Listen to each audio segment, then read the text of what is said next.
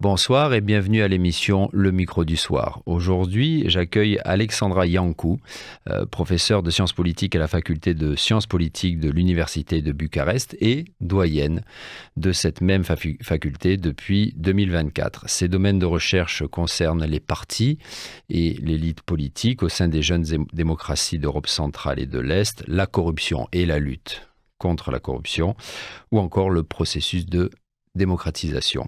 En ce début d'année, j'ai voulu l'inviter pour qu'elle nous parle de la situation politique en Roumanie, mais aussi de celle au-delà des frontières du pays. Alexandra Iancu, bonsoir. Bonsoir, merci pour l'invitation. C'est avec grand plaisir. C'est la première fois que nous vous avons au micro du soir, donc j'en suis ravi. Alors rentrons dans le vif du sujet, la situation politique en Roumanie. Petit résumé de la situation, vous me direz si je me trompe. D'un côté, il y a une coalition de partis au pouvoir qui semble fragile. En tout cas, les critiques fusent, notamment entre certains membres du Parti social-démocrate et le Parti national-libéral, les deux principales formations de cette coalition au pouvoir. De l'autre, le parti extrémiste AUR, l'Alliance pour l'unité des Roumains, tout en étant le premier parti du pays, ne semble pas pour autant réussir à dépasser 40% des intentions de vote. Il aurait même plutôt tendance à régresser en ce moment. Comment voyez-vous l'évolution de cette scène politique, pour l'instant stable, mais qui, chaque jour, semble toujours plus instable ? Bon, à présent, il faut le dire que, oui, on a une grande coalition, une sorte de coalition arc-en-ciel, oui. si vous voulez. Oui, parce qu'il n'y a pas que le PSD et le PNL, il y a aussi l'UDMR. Oui. Il y a aussi l'UCR. Donc, voilà. Tous les forces politiques qui se déclarent pro-européennes, disons, ont formé cette coalition. Et bien évidemment, parce que c'est éclectique d'un point de vue idéologique, il y a des querelles et du conflit politique. Et de l'autre côté, il y a, disons, les forces plutôt souverainistes. AUR, bien évidemment, l'Alliance pour l'Union des Roumains est le plus grand parti. Mais il faut le dire que si à présent AUR est à 40% dans les sondages, Parlement, il s'agit quand même d'une formation politique et 20%, moins de 20% même. Et donc, si on rajoute toutes les voix qui sont souverainistes, soi-disant souverainistes, on arrive à 35%. Donc, d'une certaine manière, vu que les élections sont dans 3 ans, il y a une sorte de stabilité. Ça veut dire il y a un engagement des partis politiques parlementaires pour le projet européen, pour la stabilité politique. Et ils n'ont aucun intérêt à ce que cette coalition ne fonctionne plus, chacun de leur côté, non ? En principe, oui, sauf que, ça se passe partout, c'est pas uniquement en Roumanie. Lorsque vous êtes au gouvernement, surtout dans une situation économique difficile, bien évidemment, la situation, ce qui va se passer, c'est l'érosion des partis qui se trouvent au gouvernement. Et vous êtes dans ces situations où il faut quand même ne pas perdre tout l'électorat. Quand vous dites érosion, c'est ça, c'est la perte de popularité. De popularité qui est là. Et donc, bien évidemment, ceux qui vont capitaliser sont les membres de l'opposition. Mais l'opposition est faite justement par des partis radicaux. Et ça se voit dans les sondages, ce que vous avez dit. Donc, AUR est maintenant dans les sondages à 40%. Donc, c'est presque double de leur réussite électorale. Et d'une certaine manière, les partis au gouvernement, c'est une des raisons des disputes, et c'est d'une certaine manière se faire distance, prendre de la distance par rapport aux mesures prises qui vont générer des coûts sociaux. À long terme, le souci n'est pas tellement qu'est-ce qui se passe maintenant, parce que c'est stable. À long terme, c'est cette polarisation qui s'est créée entre le projet européen, les pro-européanistes d'une part, et les souverainistes de l'autre. Et donc, vous voyez, on peut continuer comme ça, mais vu la longue tradition roumaine de volatilité, ça veut dire, les élections nous donnent des résultats tout à fait étonnants. Rien nous dit que, je ne sais pas, dans 3 ans, on n'aura pas les souverainistes, ça peut être AUR, mais ça peut être un autre parti, qui va avoir 50% de voix sur vote négatif. Surtout si la situation économique et sociale empire. Et donc, il y a la possibilité de créer des nouveaux partis hein, pour avoir une forme d'opposition qui soit pro-démocratique. Et il y a la possibilité d'avoir ces querelles ou voilà, des ruptures, des reformulations, disons, de manière penser la formule gouvernementale. Mais là, on ne peut pas trop jouer parce que, d'une certaine manière, c'est difficile d'avoir une autre formule. Mais à long terme, si ce clivage va se consolider, ça va être le grand problème. C'est pas tellement le score des sondages, c'est le fait qu'il y a un discours qui est le discours maintenant représenté par le gouvernement et le discours de l'opposition qui est capturé uniquement par des partis radicaux. Et donc, il n'y a pas d'alternative qui pourrait capitaliser, qui pourrait, disons, avoir un autre type de discours, un autre type de narratif qui critique le gouvernement, mais en même temps n'est pas justement radical. Ouais. En fait, c'est un paradigme, un schéma qu'on retrouve dans pas mal de pays européens aujourd'hui. Bah oui, c'est très en Allemagne, en France aussi. Hein. Et ça se voit. Ça veut dire, ça se voit dans le vote ou les sondages, ce que les sondages nous montrent sur le support électoral pour les partis radicaux. Et, on avait essayé de dire, il faut le dire, qu'on a cette image générale, oui, les radicalistes sont à la mode, et d'une certaine manière, c'est pas uniquement en Roumanie que ça se passe un peu partout. Il faut différencier quand même, parce que si vous regardez un peu, il y a des partis qui étaient des partis mainstream qui se sont radicalisés, il y a des partis qui étaient des partis soi-disant extrémisme et qui sont allés vers le centre, il y a des partis qui ont une plus longue expérience de représentation. Ce qui est un peu inquiétant dans le cas roumain, c'est que ce sont des formations politiques avec des gens qui ne sont pas routinisés en politique. On ne sait pas dans quelle mesure ils peuvent entrer dans ce jeu politique, au sens où ils peuvent entrer dans les normes institutionnelles, dans les logiques du jeu institutionnel pour pouvoir, d'une certaine manière, collaborer sur des questions qui restent quand même des questions de politique nationale. Donc, pratiquement, c'est venu nulle part. Les avant-dernières élections, on avait un parti qui est issu AOR, qui est entré en Parlement, tout d'un coup, personne n'attendait ça. Leur score est doublé.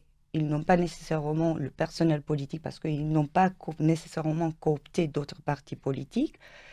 Et donc, on ne sait pas pratiquement quel est le degré d'expertise ou le degré d'acceptation des normes politiques existantes à présent. Donc, c'est un peu... c'est pas le cas, si vous voulez, d'autres partis en Europe. Lorsque vous avez Smer ou, je ne sais pas, Fidesz, au moins Fidesz, on sait un peu les marches d'action ou la façon d'agir des partis qui se sont radicalisés au fur et à mesure. Est-ce que vous pensez que AOR pourrait s'allier, ou plutôt, est-ce que notre parti, je pense notamment au Parti social-démocrate, pourrait s'allier à AOR à un moment donné? C'est possible, selon vous? Il y a de telles rumeurs, il faut le dire. Si vous regardez un peu les médias souverainistes, vous allez voir que c'est à l'ordre du jour.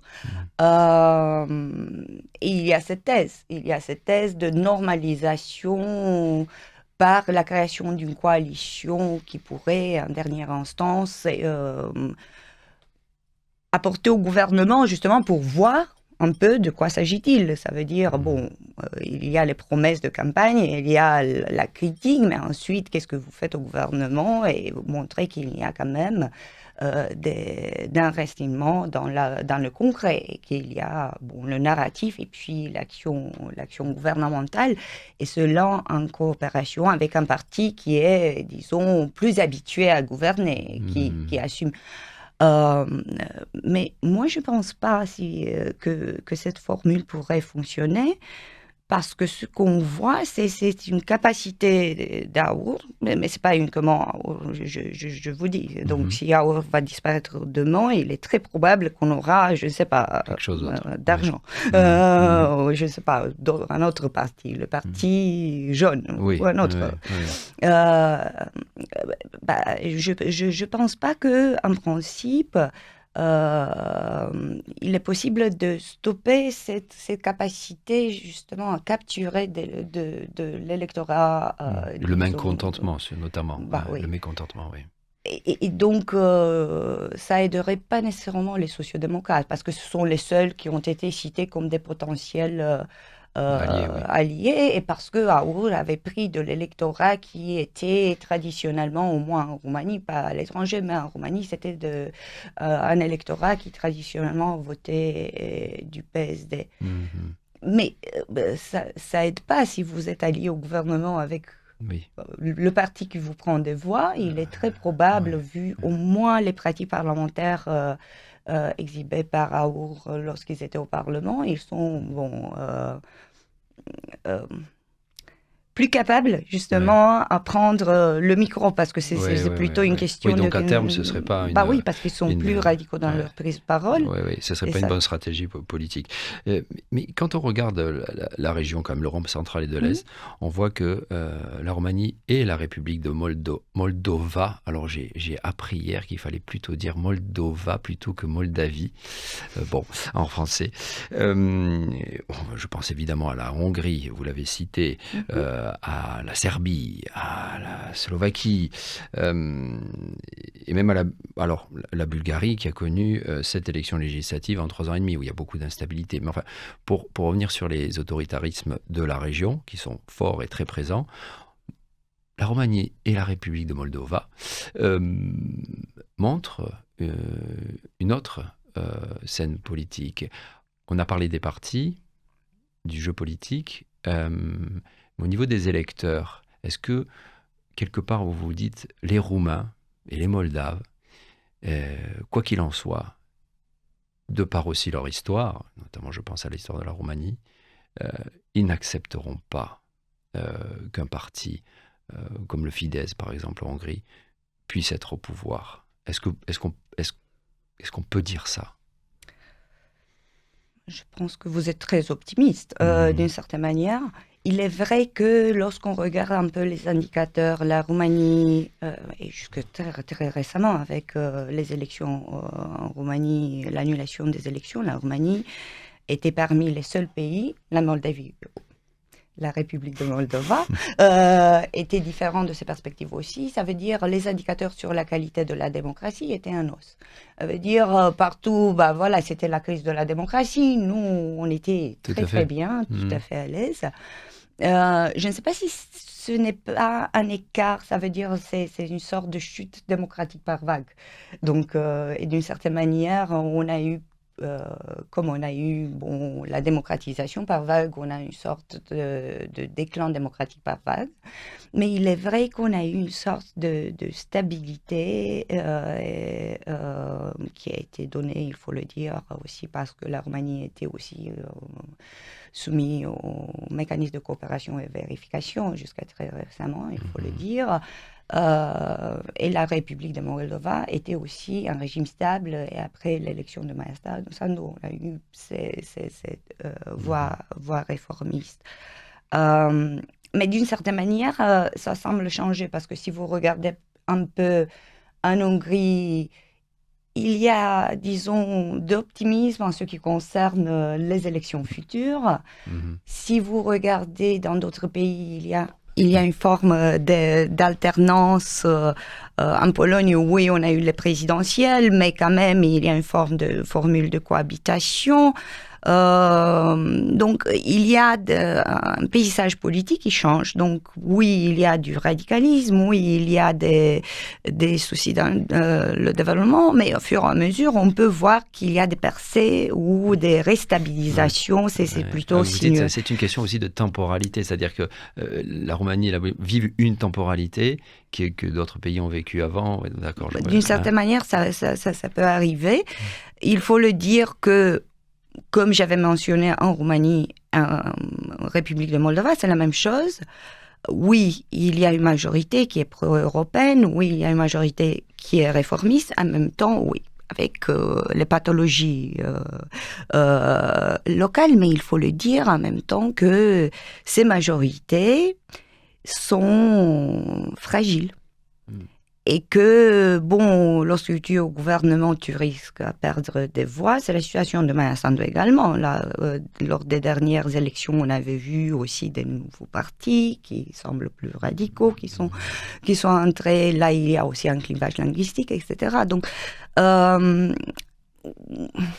et il y a une autre chose, il faut le dire, et ça tient à mon expérience de politiste. On a cette tendance justement à regarder un peu les modèles, les trajectoires, l'Europe de l'Est, la Roumanie et la Bulgarie lorsqu'on avait eu le CVM. Mais nous, on est malades, pour paraphraser un peu, nous, on est malades, on a des dysfonctionnalités très, très différentes à travers la région. Et parfois, on a la tendance, justement, parce qu'il y a des formes de déclin, à croire que c'est pareil. C'est pas du tout pareil, voire même qu'il y a du mimétisme, de la circulation des réformes, des idées de réformes ou contre-réformes qui apparaissent dans plusieurs pays. La structure proprement dite ou les défauts implicites de ces démocraties sont différentes. Tout à fait. Et puis la Roumanie a vécu a une histoire qui est, je pense, évidemment à la dictature communiste, qui est bien différente de la Hongrie. Par exemple, ceci étant, excusez-moi, je vais insister quand même un petit peu, est-ce que le roumain, de par sa génétique, serait plus à même de dire non à la radicalité? Historiquement, rien ne recommande cette affirmation. Si vous montez dans le temps. Aujourd'hui, c'est le cas. Il a dit, on n'a pas d'un parti radical au pouvoir. Oui, il faut le dire qu'aujourd'hui, on n'a pas de parti radical, mais il faut le dire que jusqu'à il y a 4 années, on n'a pas eu de parti radical au Parlement. Donc, il faut voir ça aussi. Et tout d'un coup, on est à 30%. Et il est vrai que les politistes, surtout, ont espéré qu'il y a une sorte de seuil au-delà duquel, il n'y a pas nécessairement la potentialité de hausse pour ça, de vous croissance. Vous n'êtes pas complètement sûr, non? Je ne suis pas du tout sur ce qui nous aide.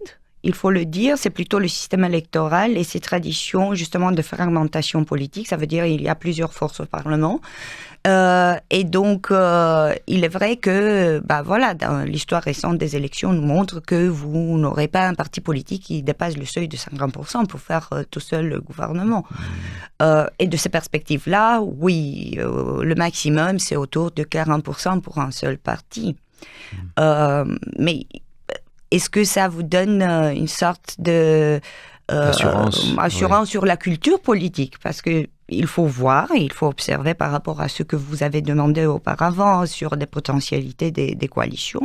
Il faut dire qu'il y a un phénomène de contagion, voire même sur les partis mainstream, sur les partis qui se trouvent dans la majorité politique, qui se radicalisent dans leur discours ou qui, pour ne pas trop perdre de voix ou de support électoral, d'appui électoral, ils vont tourner vers des thématiques qui sont plutôt des thématiques radicales ou des motifs qui ne sont pas nécessairement dans la logique libérale dans le sens large du terme de la culture politique.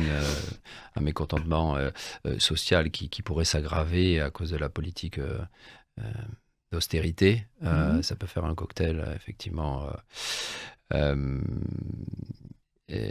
réussi pour un changement de régime. On n'en parle pas souvent, je trouve. La Roumanie, vous me direz si je me trompe, est un régime qu'on peut dire semi-présidentiel. hein, c'est ça. Mais alors, qu'est-ce que ça signifie véritablement? Quels sont les véritables les pouvoirs du président Nicu Jordan? J'ai la sensation que quand on traite, notamment nous, les journalistes d'élections présidentielles, on fait un amalgame entre toutes les élections présidentielles. Le président français a beaucoup plus de pouvoir que le président roumain. Donc, je trouve que c'est intéressant de remettre un peu les choses à leur place. Donc, les pouvoirs de Nicu Jordan, quels sont-ils dans les grandes lignes? Oui, le semi-présidentialisme roumain est beaucoup plus faible par rapport au semi-présidentialisme français, il faut le dire. Et bon, on a eu des transformations dans le fonctionnement du régime à travers les arrêts les décisions de la Cour constitutionnelle. Bon, le président roumain, en principe, a vraiment un pouvoir réel lorsqu'on forme le gouvernement.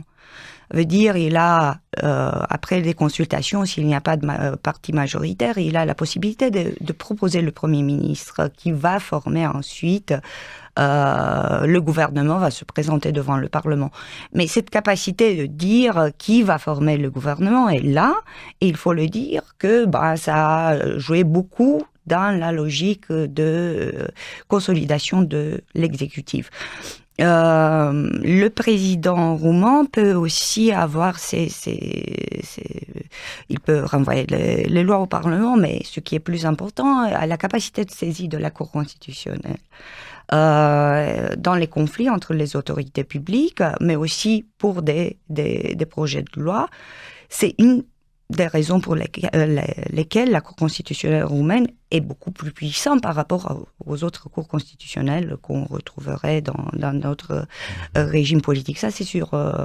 Et bon, il préside le Conseil national pour la défense. Et bien évidemment, il est le chef de l'armée, etc. Mais d'un point de vue institutionnel, vous n'avez pas beaucoup de prérogatives.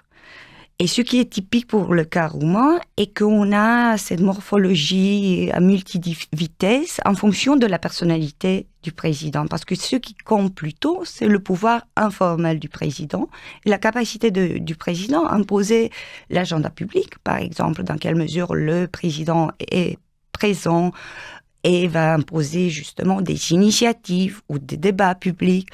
On a eu ça durant la présidence de Băsescu, avec les commissions présidentielles, etc.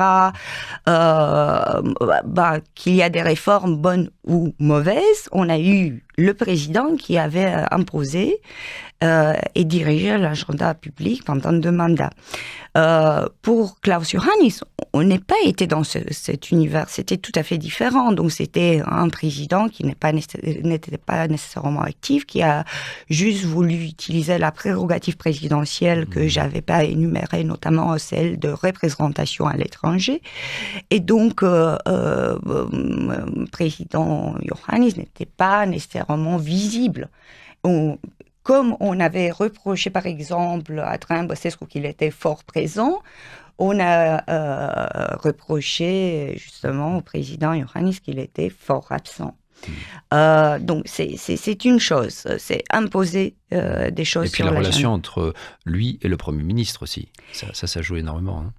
C'est pas nécessairement la relation avec le Premier ministre, c'est comme dans le cas français, si vous êtes dans une relation de cohabitation, directe ou indirecte, bien évidemment, les choses ne vont pas bien fonctionner. On voit des différences, voire même pour les présidents. Là, vous diriez que entre Nicu Jordan et Ilie Bolojan, on est dans une cohabitation parce qu'ils ont des visions politiques différentes? On est dans une cohabitation parce que, mais atypique. On a eu des situations auparavant, des situations de cohabitation, parce qu'il y avait un parti qui était clairement le parti présidentiel, qui était crédité aussi par l'électorat comme étant le parti présidentiel. Et pour revenir un peu, le souci de facto du semi-présidentialisme roumain est que suite aux procédures de suspension, on avait accrédité l'idée que, en dernière instance, le vote pour la suspension du président tient à une majorité parlementaire. Donc c'est oui, on a un avis consultatif de la Cour constitutionnelle, oui, on peut dire le président est allé au-delà de la Constitution ou pas, mais en dernière instance, le vote pour avoir le référendum, etc., c'est un vote politique. Ce qui avait lié le président en pratique de la majorité parlementaire. Si vous n'avez pas de parti derrière, ou si vous n'avez pas une majorité parlementaire derrière, vous êtes dans une situation de précarité politique qui vous pousse à négocier ou qui vous pousse à ne pas aller là où vous voulez aller. Et je pense que c'est la grande vulnérabilité, et c'est plus récent par rapport au passé, c'est la grande vulnérabilité des présidents roumains à présent. Oui, le président peut jouer avec des institutions, peut activer des institutions, peut jouer avec l'agenda public, mais en dernière instance, ce qui compte, c'est pas tellement la relation, on se concentre sur la relation avec l'exécutif directement, mais ce qui compte, c'est vraiment la relation avec la majorité parlementaire. Parce que sinon, on peut avoir une procédure de suspension, et si vous n'avez pas de la notoriété publique du support du public, vous risquez de perdre votre mandat, ce qui n'était pas dans la logique du semi-présidentialisme roumain, qui était quand même, on va élire un président initialement pour 4 ans et ensuite 5 ans à présent, qui va être là et qui va être le facteur de stabilité par rapport à l'exécutif qui peut changer. Mais à présent, on n'est pas du tout dans cet horizon, et c'est la grande différence par rapport à la France. Vous voyez, d'une certaine manière, là, ça reste le président un facteur de stabilité du régime. Et ici, déjà, on a moins d'une année de mandat, et déjà on a des débats sur est-ce que on va amasser des signatures pour la suspension du président. Et ça change dans la logique du régime politique, je pense.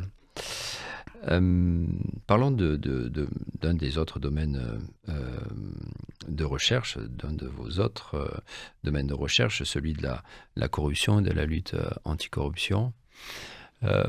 Comment, alors j'ai du mal à prendre une période de temps, peut-être sur les 10 dernières années, comme vous le savez, dernièrement, notamment la Direction nationale anticorruption, ou je crois qu'on peut dire aussi le Parquet national anticorruption, a été critiqué parce que son action, notamment en la comparant avec l'action de Laura Kövesi quand elle était à la direction de ce parquet, et a été une action qui a été beaucoup plus faible et avec beaucoup moins de dossiers. Vous avez évidemment regardé, j'imagine, le documentaire de Recorder qui parlait de ça, d'autoritarisme au sein de la justice, de pressions diverses, de manipulation, afin de préserver certains intérêts. Vous, disons sur les 10-15 dernières années, comment vous la voyez, d'abord, d'un côté, cette corruption, comment elle a changé de nature, si elle a changé de nature, et la lutte anti-corruption?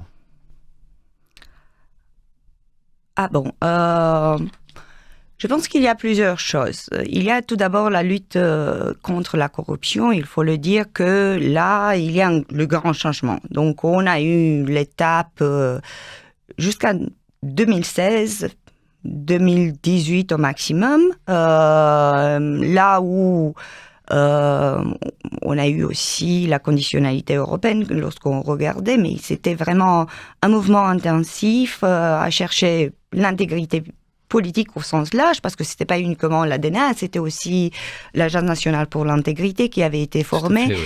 Et donc, on a eu cet objectif qui était un objectif du pays, en fait, à regarder un peu les cas, à regarder qu'il y a des logiques d'intégrité qui s'imposent. Et pas mal de cas qui sont allés en justice, des condamnations, etc.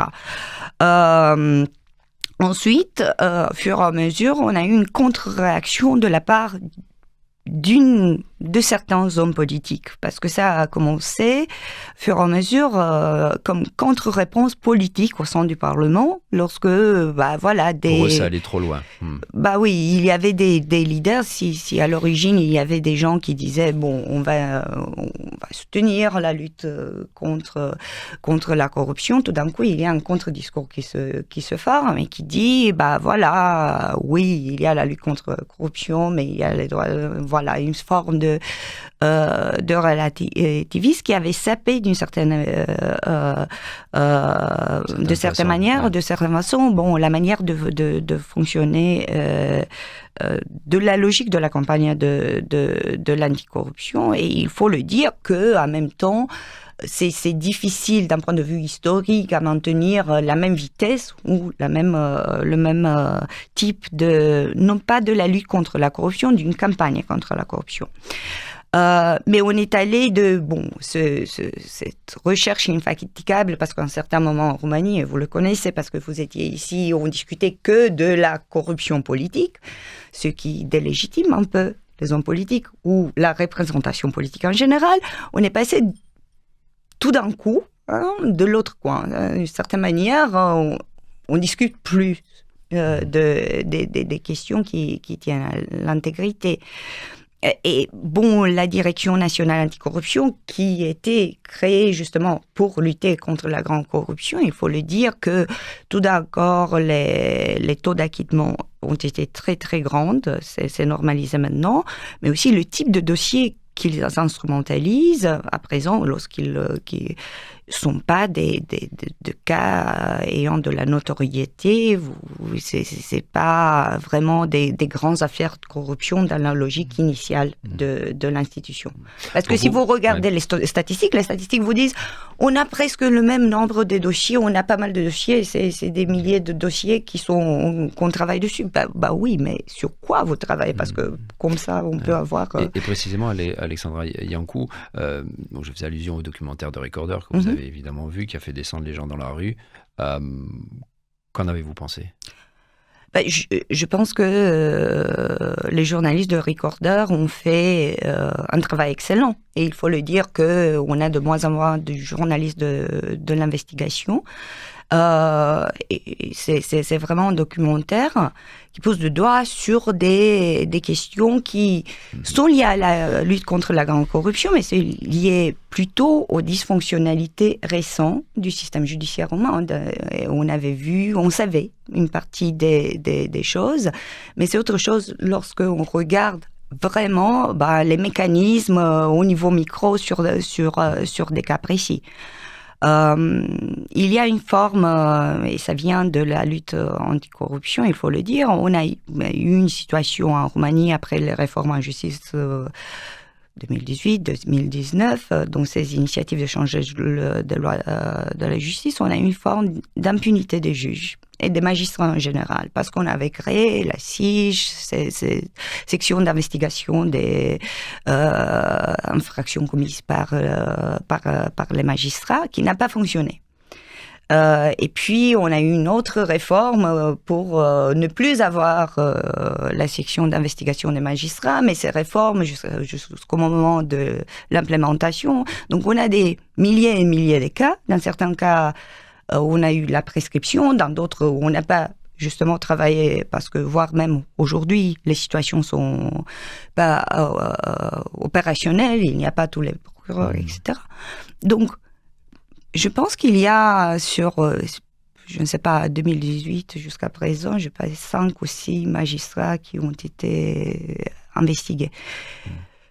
Or, si on regarde les données de la DNA, et je ne dis pas que la DNA était fonctionnelle, parfaite auparavant, il y a certainement vraiment un contraste entre le moment où on avait des dossiers qui étaient investigués par la DNA et avec des dossiers qui étaient suivis en justice et tout ça, et le taux de condamnation et ce qui se passe après. Ça, c'est la première chose. Seconde chose, c'est que il est vrai que à présent, les réformes et la manière dans laquelle le système judiciaire fonctionne est problématique. On avait adopté ce modèle du Conseil national, Conseil supérieur de la magistrature, qui était très autonome comme réponse à ce qui se passait dans les années 90. Mais qui avait fait que, à présent, ils sont à peu près isolés de toute forme de contrepoids. Et vous voyez, pour un politique, il y a le partage des pouvoirs et le contrôle réciproque du pouvoir. À présent, tout ce qui est, les magistrats, il y a une forme surtout les juges, c'est une forme d'auto-administration. Et à présent, il y a une forme d'auto-administration qui ne fonctionne pas. Et par rapport à ce avec que... éventuellement des liens avec des politiques qui ne sont pas ça. Oui, ils sont... mais on savait ça du cas italien, parce que nous, on avait pris le modèle de l'Italie. Bien évidemment, si vous isolez, vous autonomisez une structure, bien évidemment, vous aurez des factions qui s'affrontent et qui vont être idéologisées par leur nature. Et ça se passe aussi aujourd'hui. C'est, si vous voulez, un effet pervers de ce qui s'était passé avec les réformes qui répondaient à une époque à des dysfonctionnalités et qui, ont créé leur propre pathologie dans le sens roman. Mais Alexandra Liancourt, excusez-moi, je vous coupe. Est-ce que vous diriez, toutefois, malgré ces problèmes structurels, qu'il y a moins de grande corruption en Roumanie qu'il y a 10 ans? Je l'espère. Mais on ne sait pas. Sur les indicateurs, oui, on peut le dire. De facto, on ne sait pas. Il faut le dire que, pour avoir ce type de réponse, et c'est la réponse que tout citoyen va vous donner, d'une certaine manière, ils vont dire il y a aussi de corruption aujourd'hui, mais avec la perception de la corruption, c'est toujours comme ça. Mais il faut avoir de la confiance dans le système judiciaire, et la confiance n'est pas là. Il faut avoir aussi de la confiance dans le monde politique, dans les institutions politiques pour avoir de la fonctionnalité des pouvoirs. Et ça ne se passe pas nécessairement à présent. J'aimerais vous poser une dernière question, Alexandra Liancourt, concernant une nouvelle fois la République de Moldova. On va terminer par elle. Maia Sandu, la présidente, a récemment affirmé qu'elle serait en faveur d'une réunion entre la Roumanie et son pays. C'est une déclaration qui a surpris. Comment vous la lisez? Le débat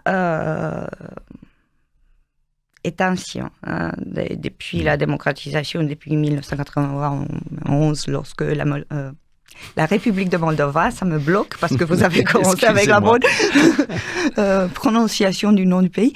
On avait discuté d'une manière récurrente en Roumanie et en Moldavie, République de Moldova, sur la potentialité d'une unification du pays.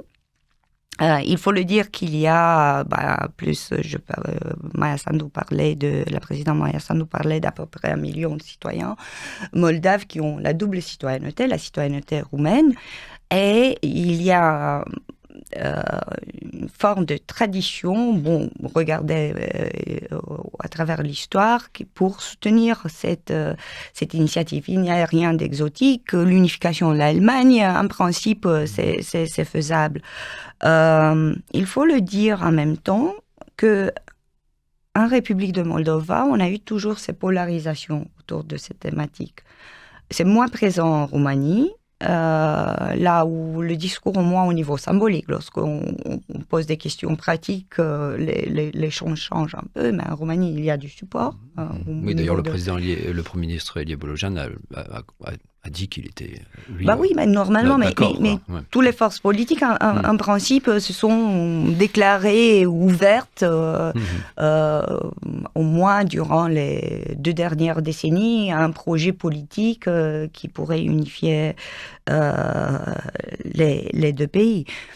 C'est pas nécessairement le cas de la République de Moldova, là où c'est vraiment partagé en deux.